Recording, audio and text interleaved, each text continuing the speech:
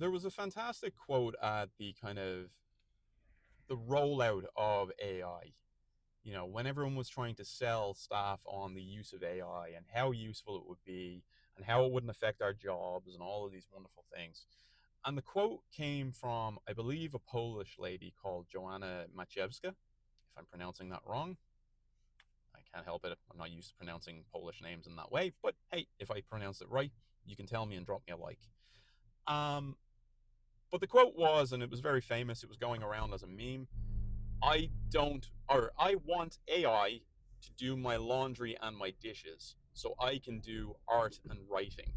I do not want AI to do my art and writing so I have to do the laundry and the dishes. Now, I'm paraphrasing slightly, but that's pretty much the crux of it. The main thing is AI was being sold as a thing that would take away the mundane, time consuming items or tasks that we would have to do in our day-to-day lives at home, or particularly in this case in work. Now, the thing here is, as time has progressed and we're you know almost a year into this whole AI, and in a lot of ways it's been there for a while, but a lot of push has been put on in the last year, as we know. One of the things that comes from that is we're now starting to see things where year-end performance reviews, your own personal goal setting, all of these things that should be in essence, they should be the art of your work. You are writing about yourself. You are planning for yourself for the rest of the year, what you are going to achieve, what your goals will be to get you to that next level, if that's what you're chasing, and so on. Or just get you that nice fat bonus at the end of the year, whatever it may be. Everyone has a different reason for working, and they shift day to day. On the flip side of that, people are now using the AI tools or presets that are being created by their organizations to do these things. And it is essentially a ones and zeros game with very little thought. Because, as every company says, and everyone out there says, you need to review what AI does. We need to be human centric. We need to review as humans what this thing is putting out because it's not always accurate. But we all know, as I've said in the past, people will take the easy road when it looks like more work needs to be done. So people will pump in whatever they want into those AI presets, and they will pretty much, apart from maybe a cursory glance, take all that information and just drop it into their goal system, submit it through their HR platform, and then wait for the inevitable conversation or counter review with their manager. Now, likewise, on the management side, not only do they have to do that for themselves, they then traditionally have to write for however many number of team members they have. So for me, each year, I would have to do 13 reviews. I would have to spend the time writing for 13 people. And I did. And in fact, I would actually write my team's reviews first, because in doing that, it also showed me as a manager what my achievements were from what my team had achieved throughout the year, because obviously I was managing all of those things as well. Now, as time progressed, there are also manager presets which are available for mid-year or year-end reviews, where you can now pump in your employees' review of themselves, which, as we've already pointed out, in many cases might be AI, and have an AI review it and essentially, give you the key points and the keynotes and make the review easier. Now, here's the thing. Since when does the performance review of your staff count as laundry or dishes? Because to me, that's not the laundry and dishes if you were a people manager. That is the art and the writing and the creativity. That is your chance to help your team be better, do better, and be recognized for everything that they have achieved. So for me, as a former manager at this point, I find it very difficult to pump stuff into AI and then ask it to do the job for me.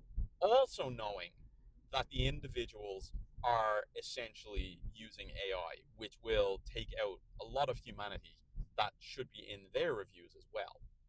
As I used to say to my staff, you need to be your own hype man or woman or whatever you want to call it. And then I will step in and I will absolutely blow that up more once I have my points from you. I will upsell what you do in a lot of cases. Now, that's not saying I would falsify things or I would falsely up them, but a lot of times my staff would not take note of the strong things that they've done. They would undersell themselves, as humans are typically known to do in most cases. They would undersell themselves, and therefore I would step in and I would say, hey, this person also forgot about this that they did, and here's how that had a value on the wider organization, and all of these things. But that doesn't happen if we put it through AI and we take the easy route. If we take that easy route, we're just going to take it that, okay, the AI has done the work for me, I'll just give it a quick review, and doubtlessly we will miss it. And in many cases, there will be an artifact of that AI where it is telling you what it did to come to a conclusion in the text, and you will miss it. So now it will be, as the person has already said in their review, this is the things that they've done, and this is a good indication that they have also progressed. That's not human talk. That's not human speak. That is an AI saying, here's some points you might want to consider as you're writing it. But people aren't doing that. They are taking it that the AI is doing the work for them. And then what we end up is, much like most of the art that AI produces, it's completely the same repetitive, formatted slop that we get from AI every day. And if you are constantly looking at your Facebook feed, if you're of that age, like me, or any other feed for that matter, we are all so sick of seeing the same AI poster formats or AI flyer formats or whatever it may be. There's no originality. So to me, that's what's going to start happening if we keep using AI for those elements of work. I'm not saying running the reports or analyzing data and all this type of thing isn't where it should be used. Of course it should. That to me is the dishes and the laundry of what we do on a day to day. Reviewing my calendar, booking meetings, or whatever it might be. That's all the dishes and the laundry. For me, the interconnectivity with other people, the finding the information or the gaps that need to be filled, finding the problems and then working on a solution, that is the art and the writing or creative work that can be done in a work environment. And when you're a manager, as I've said, people are that. No two people are the same. They have similar traits, they have similar things, but we are all different. So why do we apply a generic AI filter or preset to individuals?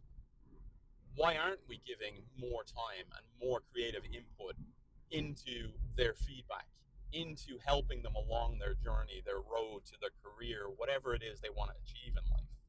If we start removing that humanity, if we start removing that part of the creativity, what's the point? My other point on that is we were told several times as well, you won't just be managing people, you'll be managing AI agents in the future if you're a manager. Does that mean I have to do a performance review for AI? Because right now, AI to me is very much on the low ratings, and there's a lot of room for improvement there.